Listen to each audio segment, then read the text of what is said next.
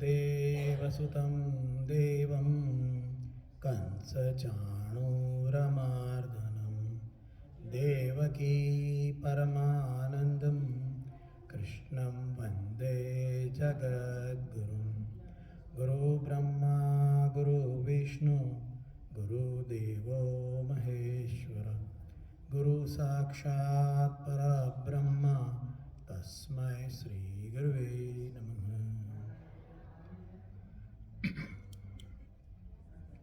I welcome everyone who are listening in the temple as well as those who are online. We are studying Shrimad Bhagavad Gita and we are in the second chapter. I hope everybody enjoyed their Diwali holidays and also the New Year celebration. So everybody must be very fresh and looking forward for a new year, an excellent new year, a hopeful, a prosperous, peaceful, progressive new year. We all wish for great things at the starting of the year, and we get also. But the question is, after we get all these things, are we contented? Are we happy? That is a question which arises. And for those people who do not have that much faith in God, they do not believe in religion that much, what is the answer given by Shrimad Bhagavad Gita? And that is a Sankhya Yoga. The second chapter name is Sankhya Yoga. Sankhya Yoga Nama Dvitiyo Adhyaya. In the second chapter, there is nothing like you pray God, you do the Murti Puja, you do the Karma Kand, nothing like that. Because when Arjuna asked the question, the very first question by any inquisitive person is understandably not having the point of faith. श्रद्धा नहीं होती, वहाँ प्रश्न होते हैं. When there is no Shraddha, there is a question. So, if a question is coming from a ashraddhalu, then answering them in a Shraddha way will not work. A person who doesn't believe in God, and we say that you put one container of milk on Shankar Bhagwan, he will not believe it because he has not developed that much faith in it. So for those people who have not developed that much faith or has developed a little bit of fear that by not believing in this, I will have a problem and that is why I am going to the temple. For those kind of people, that is called as a Sankhya. One who doesn't believe. For those people, God has given answer. That is why the very second chapter, very first answer from God in Shrimad Bhagavad Gita is Sankhya Yoga. And that is what we are studying. Sankhya Yoga we are studying. And we have come up to a level where we are talking about a person who has got a steadfast intellect. We have to sometimes, what is called as we have to look back, retrospection, that where we have come from. Otherwise, we will never understand where we are going ahead and where we are studying what we are studying. So the question here was, the first one was that there is a limit to the senses. The senses are limited. The senses have got their own different limitation. Like a sense, like the first gulab jamun you eat, the happiness which it gives is much more than the seventh gulab jamun you eat. So even with the same tongue and with the same gulab jamun or samosa, the amount of happiness which you get is different. How can we depend on those senses? Second thing, the senses are keeping on changing. In the childhood, I like to play with marbles. I like to play with dolls. But in the adulthood, I like more money and racing cars. So if the goal is changing, imagine if we have a project. All those people who are in IT or any other area. Suppose we have a project, we have to go live with this. So we work toward it. And when we work towards it, after 6 months of hard work, the business person manager comes and says, no, now we are not going to do that. We are going to do something else. What will happen? What will happen to the project? What will happen to the project? It will be nowhere, haywire. So in the childhood, we think that when we will get money, we will have more happiness. But when we grow a little older, then our definition of happiness changes. So we keep on running and we are never happy. That is another problem with the senses. Third problem with the senses is that its own sensibility, the sensitivity is reducing. The amount of fun which I was getting for eating a chocolate in the childhood, I am not getting the same fun because my tongue buds are not that much sensitive. So, if I will, as a child, if I will imagine that when I grow old, I will eat all day only chocolates, that will be the happiness. That is the definition of happiness in the mind of a child. So, if I eat chocolates when I am a youth also, and then when I am an adult, and then I am an old man, is it working? It's not working. Because the body will not accept that much chocolate. So, the hunt for happiness, the run for the happiness continues. So what is the method to remain happy and contented in life? And then we talked about leaving the things. Can we leave the things and be happy? That's not the solution. We talked about it a lot. And then we came to the word sthita pragya, one who has got a steadfast knowledge, steadfast intellect. And in that we were studying the different levels. So last time in the 59th sloka, we talked about that when we leave the subject or object, still the rasa, the intention, the amount of expectation from that object is still there. Some people leave smoking. Say for example, doctor says leave smoking, and the person has to leave smoking because he has got the lung problem and all that. What will happen? Even if they have left smoking, they still have got the urge to smoke. So that urge has not gone. Even after leaving the thing, the urge has not gone. And that is what in this sloka was there. So I will chant 59th sloka, we will talk about it a bit, and then we will go to the next sloka. So 59th sloka of second chapter. Vishaya vinivartante niraharasya dehina rasavarjam rasopyasya param drashta nivartate. That is Vishaya vinivartante. Vinivartante, one who practices to abstain from the things. Does it really work? Abstaining from a thing, does it take our mind away from that thing? Well, the answer is no. We know that it doesn't happen. Even if we leave something, we still have the craving for it. Doctor is told, do not eat any more sugar because you have got diabetes. We say yes, and we are maybe sometimes strong willpower also. So we leave the eating sweets. But does it get us rid of the craving of eating sweet, or the feeling in the mind which gives us the happiness of eating sweet? Does it stop? It does not. Vishaya vinivartante. One niraharasya, one who even leaves any food, any enjoyment, still rasavarjam rasopyasya. Still, in Hindi we can say nirahari, means इंद्रियों को विषयों से हटाने वाले मनुष्य के भी विषय तो निवृत्त हो जाते हैं मगर रस निवृत्त नहीं होता. Excellent example will be with the older people. When the person becomes old, they have to get retired from the happiness or some of the sensual happiness because the senses doesn't work that way. But in their mind, the rasa, the taste of it is still there. And that is why even we see that old people are doing something which is not matching with their age. Why? Because their rasa, their taste of that sensual object is still there in their mind, even though physically they leave it. And then that is a worst situation, because what happens that they can't eat. It is something like that. They cannot eat fried item because there is a high cholesterol. So they leave fried items, but they, in their mind, the craving is still there. The rasam is still there. The rasa is there.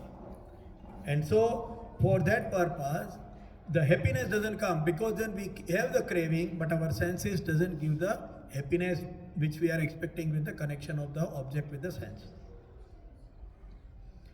And then we talked about Param Drashta, one who has got a steadfast. And then we talked about two stories over there. One was Krishna and the sage Durvasa. Last time we talked about the story where we told that Krishna is a Ajivan Brahmachari. Yeah, lifetime. He is a Brahmachari. And Durvasa, who is eating so much food, is Ajivan Upvasi. Yeah. How come somebody eating so much can be Ajivan Upvasi, fasting? And one who is going around playing with gopis, taking bath with them in the river, who is playing flute and living among sansari, how he can be Ajivana Brahmachari? So last time we talked about that story. And then we talked about Lakshmi Mata and the lotus flower in the hand of Lakshmi Mata. How to remain untouched when the money comes in your life, when the fame comes in your life, when the power comes in your life, how you can remain untouched. And that is why, to give that as a symbol, Lakshmi Mata has got a lotus flower in her hand. You put the lotus flower, completely immerse it into the water, and you take it out. There is not a single drop touching the flower. Why? Untouched. And those people who remain untouched, Mata Lakshmi will come to them. That is how Mata Lakshmi comes in the life of a person. Otherwise it will not come as a Mata. That is why our ancestors have put the flower of lotus in the hand of Lakshmi Mata. And that is where we stopped last time. So we'll go further on the 68th sloka. Understanding this further, because what happens, see, the whole purpose of all this discussion is basically to be happy in life. How we can be happy in life. The whole sole purpose of Shrimad Bhagavad Gita is how we can be happy in our life. Think about it. Go back in the mind. When we were children, we were thinking something else will happen, we will be happy. Yeah, I should get a good job. I should have a good education. I should have a lot of money. I should have a beautiful wife or a handsome husband. Yeah. Excellent children. Nice car. Good house. Are we happy? After running so many years, 20, 30, 40, 50, 60, are we happy? Look around. If our experience is less, if we are only in 20s and 30s, look around, look at your parents, look at your grandparents. Learn from their experience. Are they happy? Are they contented?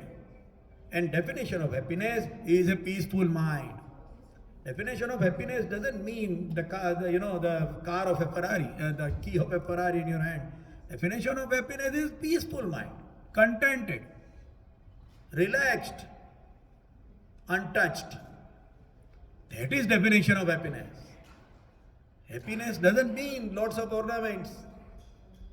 It doesn't mean lots of money and power. Yeah, I am president of some and some institute. That's not happiness. So, does it, and also we talked about it, does it mean that we should leave all that? Absolutely not. If our Krishna Bhagwan is wearing so many ornaments, so much gold, such a nice mugat, then why we should not? That is up. So it is not for leaving the thing, it is how to leave. That is what is teaching. That is what is the teaching by Srimad Bhagavad Gita. So we will go to the 68th sloka now. I will chant the sloka. Yatato yapi kaunteya purushasya vipaschitaha indriyani pramathini haranti prasabham manaha. Yatato yapi kaunteya. Yatato yapi. While practicing the self-control, the senses are so strong and turbulent that they forcibly carry away the mind, even if the person endowed with the discrimination who practices the self-control. So here we are talking about the self-control. A person who is trying to do a self-control, trying to use his or her willpower,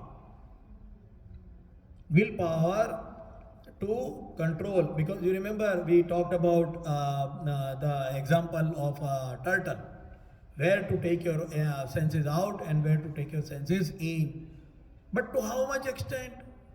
Whether I should stop at second samosa or I should stop at 50th samosa. Where should I stop? And everybody's capacity is different. So, where will I take it in is unknown. How will I do it? At what level I should be stopping? Yes, I understand. Okay, as a student of Shrimad Bhagavad Gita, I understand. Take all your limbs, take all your senses inside. Whenever and as required, you take it out. But to what limit? To what extent? Sometimes we do not know. One person can run for 5 kilometers, other person cannot run for even 2 kilometers. How will we set the limit? What level? That is a question which is being answered over here in a characteristic. Yatato yapi kauntaya purusasya vipaschita. Vipaschita. One who understands the difference and who tries to do that is still the indriyani, the senses of that person, draws away pramatini, aranti prasabham mana, prasabham, forcibly. It forcibly carry away, the senses will forcibly carry away. So here the strength of the senses are explained. In Hindi we can say, Kaunteya means Kunti Nandan, the son of Kunti. Hey Kunti Nandan, rasa buddhi rehne se, because the happiness in the rasa, in the taste is still there. Hey Kunti Nandan, rasa buddhi rehne se, yatna karte hue vidwan manushya ki bhi pramathanshil drawing, very strong. प्रमथनशील इंद्रियां उसके मन को बलपूर्वक हर लेती है, मन को बलपूर्वक हर लेती है. The senses will pull you. So here the litmus test is when the senses are pulling us. That is the place where you have to understand to take the limbs in like a turtle. That is what it is. So we will try to understand here the strength of the senses are explained. Why they are stronger? Why first of all the senses are made stronger than us? Because if senses are not stronger, they will not be able to pull our life also along with it. It will not be able to pull our life. We will not have any craving, we will not have any aspiration, we will not have any wish, any dreams. We need it to continue in the life, and to do that we have to have the feedback from the outside world which is coming through the senses. Why it is so much for the human being? Because see, an elephant can remove a tree from the root with its trunk, such a strong animal. Yeah, an eagle can fly up to a height, great heights. But a human has got all those capacities. A human can uproot a tree with the machine which he has invented. A human can fly to the highest level in the car, in the aeroplane, and even in rockets. They can go to the other planets, which other animals can't. So human has a capacity beyond and more than any other animals. So what happens here, that because they are made such a strong one, the people get pulled by it. It is made stronger for growth, but it gets pulled. Then the other word here is rasa buddhi, the memory of the taste and interest. It tells to the senses to experience it again. That is rasa buddhi. Rasa buddhi means the memory of the taste. It is not the taste, but it is a memory of the taste. See, sometimes when we go to any restaurant and we like to eat some typical dish, say samosa chaat. We like samosa chaat very much. So we go to various, whenever we go to any restaurant, we order samosa chaat. Now, when we eat samosa chaat, we remember, oh, last time we went to the other restaurant and that samosa chaat was much better taste than the one which we are eating in this restaurant. We remember it. And we compare. We remember and we compare. And when we compare, it gives us a feeling of either happiness or unhappiness. It gives us a feeling of happiness if the experience is favorable. And if the experience is not favorable, it gives us a unhappiness. So, Rasa Buddhi is memory of the taste. We have to remember this. Now, this memory is in the intellect, because a mind cannot remain, buddhi is in the buddhi, the memory is in the buddhi, but the choice is in the mind, that is mana. मन के अंदर wish होती है. The wishes are there in the mind, whereas the memory is in the intellect. This is the mechanism when we experience anything through our senses.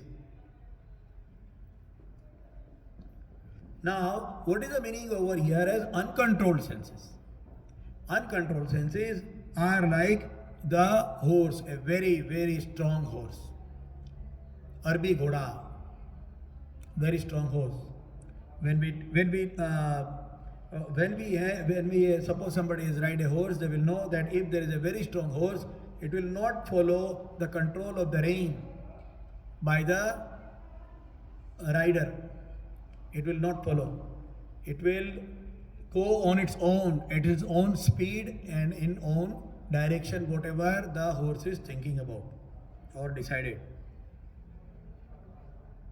Now, comparing this with the indriya or the senses, how does it work? It works like this. That number one is that the repeated experiences. When the experiences are repeated, it gives a feeling of addiction.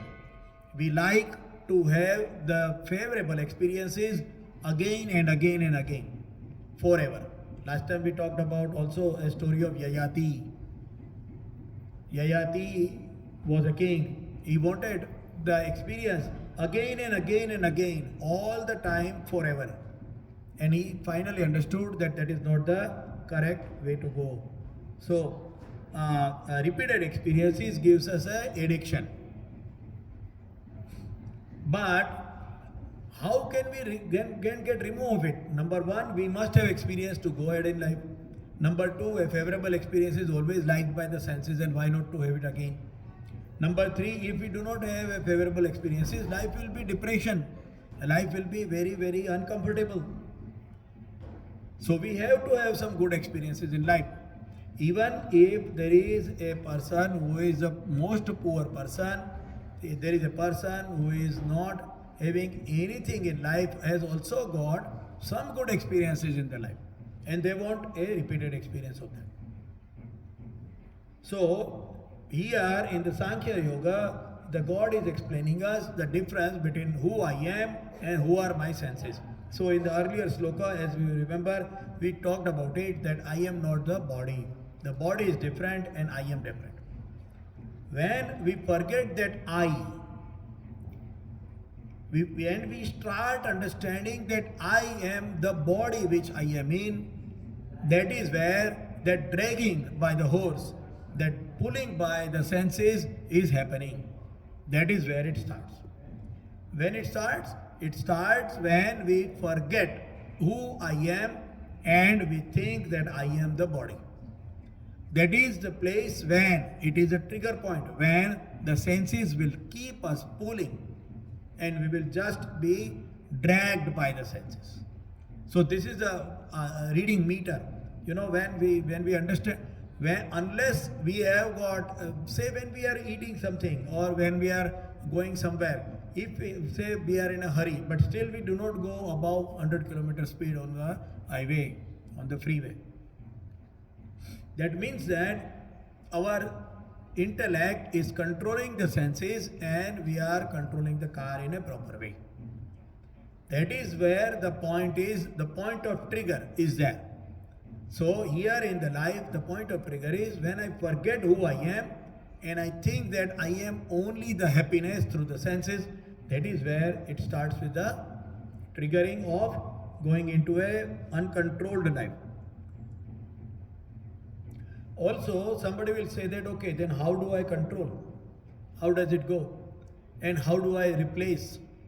So, the procedure is replacement. When we replace the happiness with another happiness, the previous sensual happiness is going with the lower priority. Let us take an example. The example is for a girl. If there is a girl who got married and now, and the girl likes to eat lot of spicy food, lot of fried items, and she loves it, and she goes with her husband to various restaurants and eat such nice tasty food. Nothing wrong in it. Now, eventually the girl becomes pregnant. Now she is expecting a baby, she is carrying a baby. So they go to the doctor and the doctor says that as per your body, you have got a lot of, you are getting into a diabetic level because of your pregnancy, and so you must avoid such food. Yeah, the doctor says you must avoid such food during your pregnancy. Then you eat it again, no problem. But during your pregnancy, do not eat it. Because when you are pregnant and you are going to eat it, it is going to harm the baby in your womb. What happens? What happens? The girl leaves. The girl abstains from taking those food, recipes, those food during the pregnancy, leaving a happiness for a higher cause. Leaving the happiness for a higher cause, for a betterment. Fasting, for detoxing. Forget about the God side. Some people do the fasting for the detoxing. I have to detox my body, so I will fast once in a week or once in 2 weeks. Exercise. We go through the whole pain of lifting weights, sweating, muscles paining. All that happens when we do the exercise for better gain, for a better healthy body. That is how it is going. We read through whenever exams are there. We don't sleep. We sleep for only 3 hours, 4 hours when the exam is there, and we pass the exam with good marks. When we pass the exam with good marks, we are happy. So, leaving one happiness with a higher cause or a better happiness is a way. Then people voluntarily do it. People voluntarily or willingly are trying to leave something which they like because of a higher cause. Higher cause. And that higher cause may be either by choice or by compulsion. So there is a story. This is a real story. This is a real story, historical, in the state of Maharashtra. In India, there is a state named Maharashtra.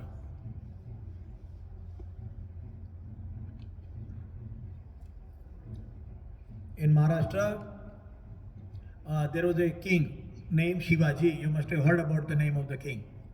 Shivaji, he was a very big king. He was a person who fought against Aurangzeb, and he established the Hindvi Swarajya. That is what Shivaji did. He is a great big name in the history of India. That Shivaji was having a very nice castle, a big castle. And that castle was on the top of a hill, a mountain kind of a hill, a very big hill. And to go to that hill, to go to the top, there is a very steep road. And that also on 3 sides. On the 4th side of the castle, it was just a vertical height. There is nobody who can go up from there and reach the castle. That is the location of the castle. Now, as we all know, that the rules are very stringent by military. So because of the safety of the castle doors will be closed at, say for example, 7 o'clock in the evening. And with nobody's permission, with nobody's rule or order, the door will be opened. The doors will remain closed from 7 o'clock in the evening till 7 o'clock in the morning for the safety purpose. That was the rule for that castle. Now what happened? That there was a milk woman. There was a woman who was living down in the village, and she was delivering the milk to the castle every day. Her name was Hira. The milk woman's name was Hira. She used to come every day and deliver the milk. Now what happened is that there was a festival in the castle. And during the festival, there was a lot of celebration and dance and music and colors and flowers and all that. So one day when there was a festival and there was music going on, this Hira was, forgot about the timing, and she stayed in the castle up to 7 o'clock. Then she suddenly realized that, oh, I have to go back to my family down in the village. So she rushes to the door, but the door is closed. She cannot go out of the castle. Impossible. She pleaded. She told the guy, she told the doorman that, okay, just open, crack a bit, and then I will just slip through and I will be able to reach home. Why? Because I have got a little baby. I have to feed the baby. If I don't feed the baby will keep crying whole night and baby will fall sick or may die. I have to feed my baby. It's a very little infant. It is taking the breast milk. I have to feed the baby. I must go. And the doorman says, I cannot open the door. It is by the rule of by the order of the king, King Shivaji. Now this milk woman became very upset. She became very much sad, and she became very much worried. What will happen? How can I go out? So she started walking along the wall of the castle, that if I can go down somewhere other than the going through the door. But it was very steep. Nobody can go down or up from that vertical height side, the fourth side. But then this woman thought, oh, maybe my baby is crying, my baby is hungry, I must reach, I must go. And she somehow, and it was night time, it is not this time, it is old time, there is no light, after the sunset there is no light. So she went down the hill in the vertical. She didn't know where there are thorny bushes, she didn't know when she will fall. She just tried to go down by any means, whatever way she finds, with only thing in the mind about the baby, the infant, her child, crying for the milk. She had no other thought in her mind while going down. And she somehow made it possible to go down from that side. And she reached the village. And she fed the baby and she was happy. Next day morning, she comes again at the door to deliver the milk. Now this doorman is surprised because nobody opened the door, and how come you are on the other side of the door, you are entering? So she caught her and took her to the king, King Shivaji, and told that this girl looks like a spy. Yesterday she was inside, now nobody can go out through the door, I have made sure, and now today I find her coming from the outside of the door. Ask her, how did she go out? So the King Shivaji asked her, and she told, oh, I went down that steep wall, that big cliff. And nobody believed her. Shivaji told, okay, show me, go down that cliff again. and show me how did you go down. When she went to the cliff, even the girl was trembling with fear to fall down. The girl was so much afraid. The woman was afraid. She told, I cannot go down now. And Shivaji asked, then how did you go down from here last night, even in the dark? And she told that the only thing in my mind was my baby. I couldn't imagine any other fear, any other priority than feeding my baby. I do not even remember how did I go down, but I went down from here, this side, I know. And then Shivaji told, that is truth. A mother for a baby is a baby is the highest priority for the mother. She will do anything. She will leave anything for the child. She will take any risk for the child. And so this woman is not a spy, but she is a true mother. And it is also teaching us that a person who is a true warrior will never think of dying and can come up from this side also and enter the castle. So we will make a burj, a viewpoint, a view tower at this location, so that we see that nobody comes even from this vertical cliff side also. And the name of that burj was given as a Hirakani Burj. Hirakani Burj. It is still there. If you go to Maharashtra, if you go to that castle, or even if you can go to Google and you can see that. Now, that is called as a Hirakani Burj. The view tower, named after the woman Hira, the milk woman.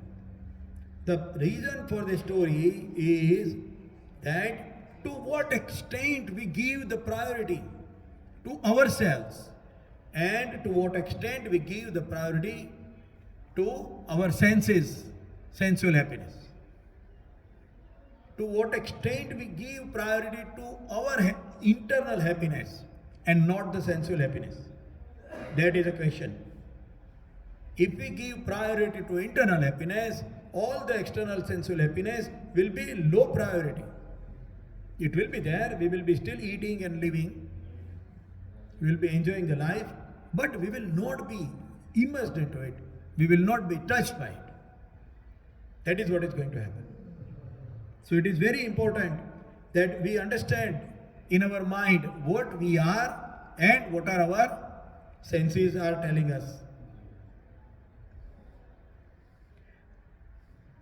When the senses pulls us, we forget about ourselves. We give less priority to ourselves and we give more priority to the senses and the experiences through the senses.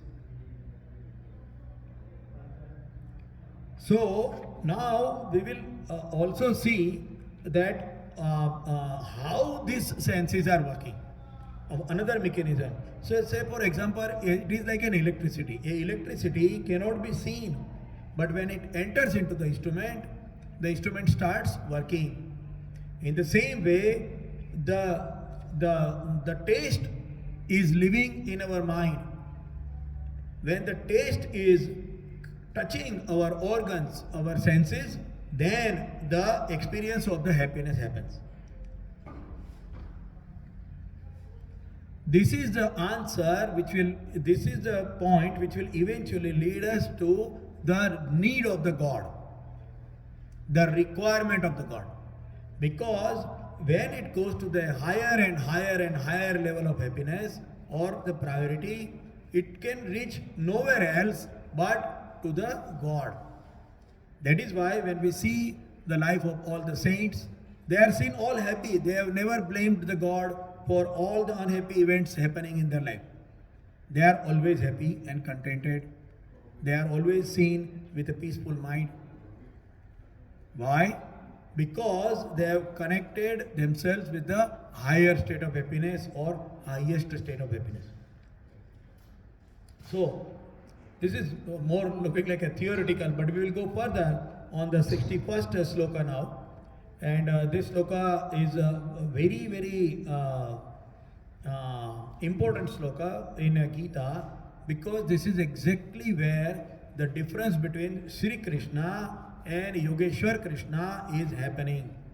So we will understand it. Let us first chant the sloka. 61st sloka. Tani sarvani sayyamya yukta asita matparaha vashehi yasyendriyani tasya pragya pratisthita. Tani sarvani sayyamya.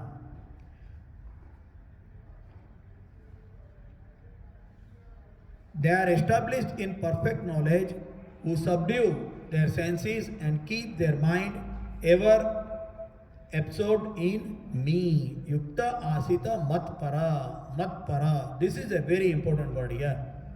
See, till now, God was explaining us about Sankhya Yoga, and God was explaining us how the life is, how we are different than senses, how our body and soul is different, how we should be controlling the senses and all. And then giving the priority in our life to what? This is what he was telling, Sri Krishna was telling. This is the sloka 261, where the God has used the word matpara. Matpara, very important word. We will come to this. So in Hindi we can understand this sloka is कर्म योगी साधक उन संपूर्ण इंद्रियों को वश में करके मेरे परायण होकर, मत परा मीन्स मेरे परायण होकर, मेरे परायण होकर बैठे, क्योंकि जिसकी इंद्रियां वश में है उसकी बुद्धि प्रतिष्ठित है. Just like this story of the Hirakani Burj, we have understood that if the mind is focused in a higher level of importance, then the lower level of importances are forgotten. So in the same way, if we are doing mat para, this is the first instance where Sri Krishna has told or started revealing himself as a God. Till now, Arjun and him are talking as a charioteer and a driver and a owner, or even as a friend. Arjun is not looking at Sri Krishna as a God. Arjun is looking at him as a friend, as a supporter, as a chariot driver, as a guide, but not as a God. This is the first one where Sri Krishna gave an indication that what I am telling you and what as I am telling you is as a God and not as a person. That is why the yukta asita mat para, mere parayan hokar. This is the first time when the Krishna, God, started revealing himself as a God. But sometimes when people tell us, we are in our own thinking, we are in our dhun, apni dhun mein. We do not know, we do not understand who the other person is. We do not understand what is the value of that person who is telling us. We do not understand what is the meaning of that person telling me now. We look at them as an individual. We do not look at them as a neutral. And because of that, our opinion about what they are telling is biased. We cannot look at them as a neutral. This is what is happening in our life. So here, when God is telling Yukta Asita Matpara, Arjun didn't understand. Arjun didn't understand that now whom I am talking to is God and not my friend Krishna. This is what happened.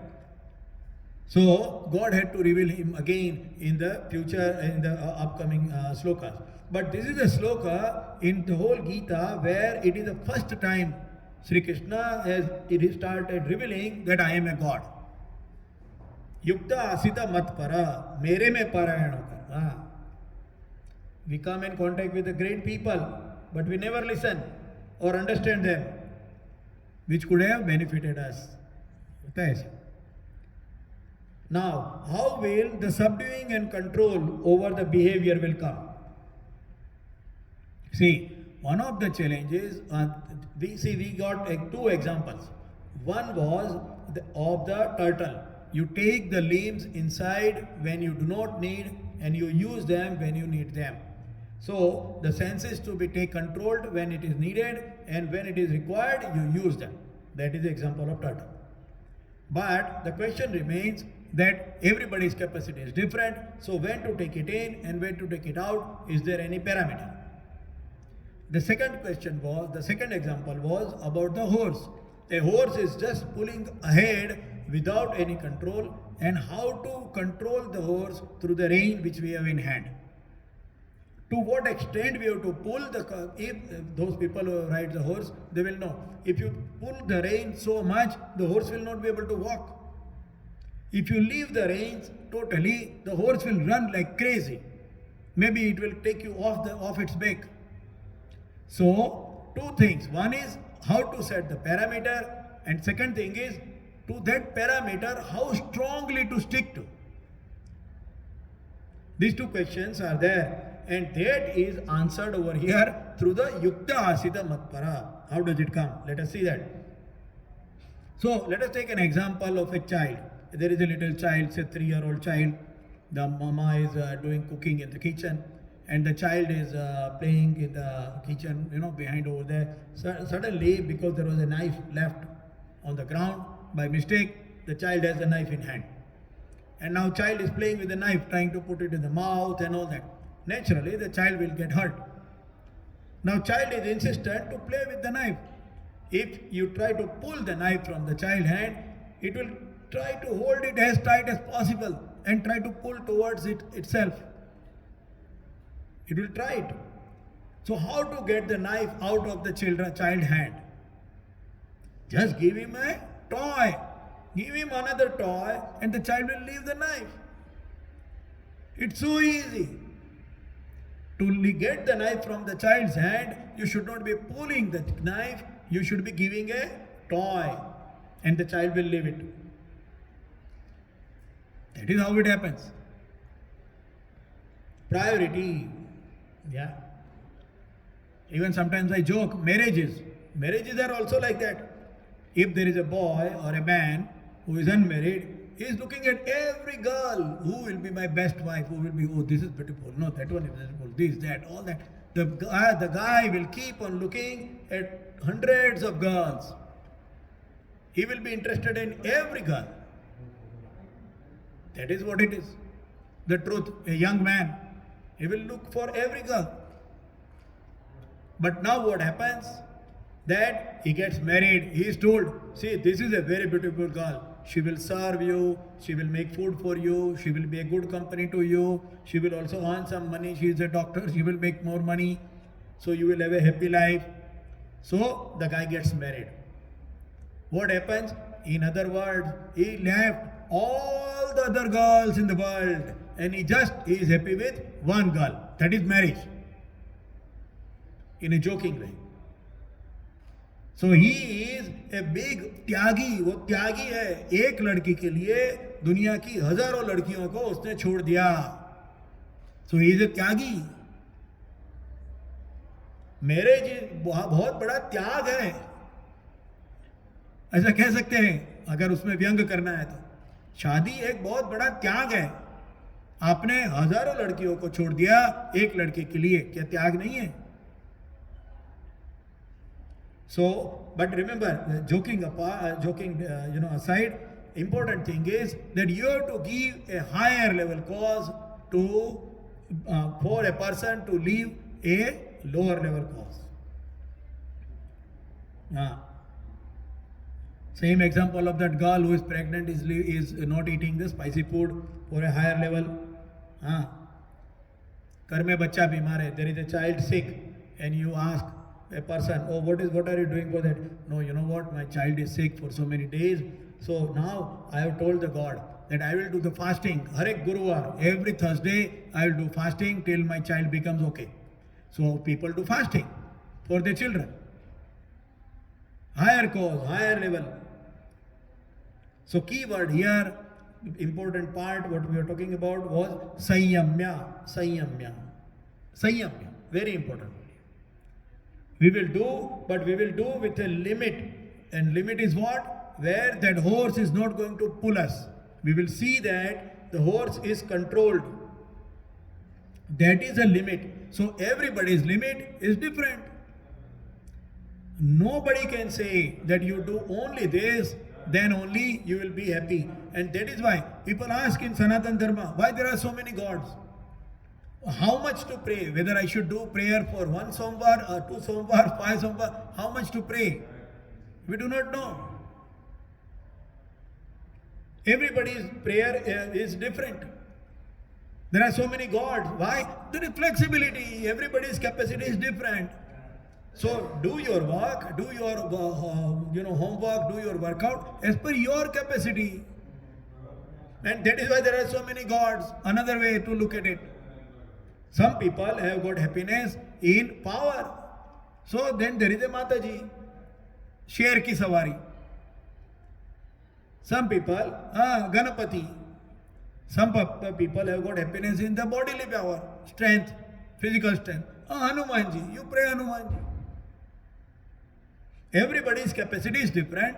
Everybody's thinking and happiness, definition of happiness, barometer of happiness is different. So any religion, any